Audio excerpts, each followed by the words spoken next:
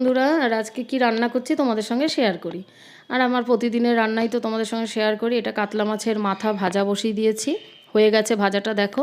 এবার মাথাটা একটু সাইড করে দিয়ে দেবো গোটা জিরে ফোড়ন। জিরেটা একটু লাল লাল হয়ে গেলে এবার দিয়ে দেবো সবজি দিয়ে। আজকে এই মাথাটা চচ্চড়ি করব পুঁই শাক আর কুমড়ো দিয়ে। তোমরা জানি সবাই বাড়িতে রান্না করে এভাবেই খাও, কিন্তু আমি কিভাবে রান্নাটা করলাম তোমাদের সঙ্গে একটু শেয়ার করি চলো। এবার পুঁই শাক আর কুমড়ো দিয়ে দিলাম। এর মধ্যে অনেকে আলু পটল দেয়, আমি দেইনি। কুমড়ো আর পুঁই শাক দিয়েই করব। বেশি রান্না মানে বেশি তরকারি দিচ্ছি না। সবজি আমার বাড়িতে খুব কম খায়, আমি আর আমার হাজব্যান্ড খাবো, তাই খুব অল্প পরিমাণে করে নিচ্ছি। আর টেস্টি হয় জানোই তো, এই তরকারিটা এই চচ্চড়িটা খেতে খুব ভালো লাগে। আর পেঁয়াজ রসুন ছাড়াও যে তরকারি হয় সেটা আমি সেইভাবেই করি। আমি পেঁয়াজ রসুনটা সব সবজিতে দেই না। এবার দেখো ভালো করে ভেজে নিচ্ছি। ভালো করে ভেজে এর মধ্যে কটা কাঁচা লঙ্কা দিয়ে দেবো। চিড়ে দিচ্ছি আমি কাঁচা লঙ্কাগুলো, তোমরা চাইলে বেটে দিতে পারো। এবার পরিমাণ মতো নুন আর হলুদ দিয়ে দিচ্ছি। এবার ভালো করে তরকারিটা ভাজা করব। আর এই রান্নাটা জল ছাড়া কম স্টিমে যদি রান্না মানে আঁচটা যদি কমিয়ে রান্না করো না, তাহলে রান্নাটা বেশি মানে তাড়াতাড়ি সেদ্ধও হয়ে যাবে আর খেতেও দুর্দান্ত লাগবে। কারণ পুঁই শাক থেকে তো এমনি একটা মানে জল জল ভাব থাকে, পুঁই শাকে জল দিলে ভালো লাগে না। এবার চলো রান্নাটা অনেকটা করে নিই, কষিয়ে নিই ভালো করে। সঙ্গে থেকো বন্ধুরা।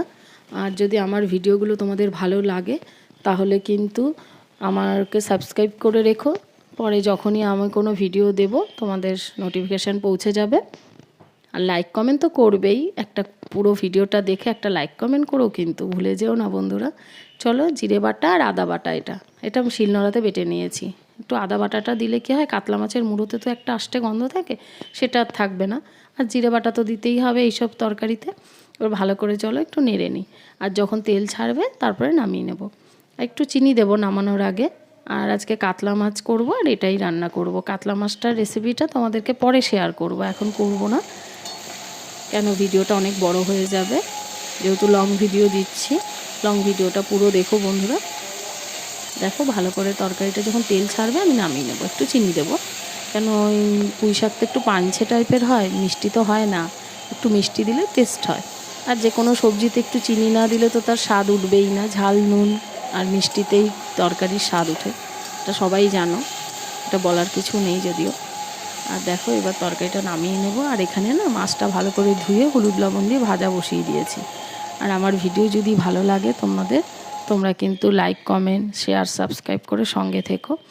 এখন আসছি, পরে আরেকটি ভিডিও নিয়ে দেখা হবে। আর হ্যাঁ বলে যাই, এই রেসিপিটা তোমাদের সঙ্গে পরে শেয়ার করব।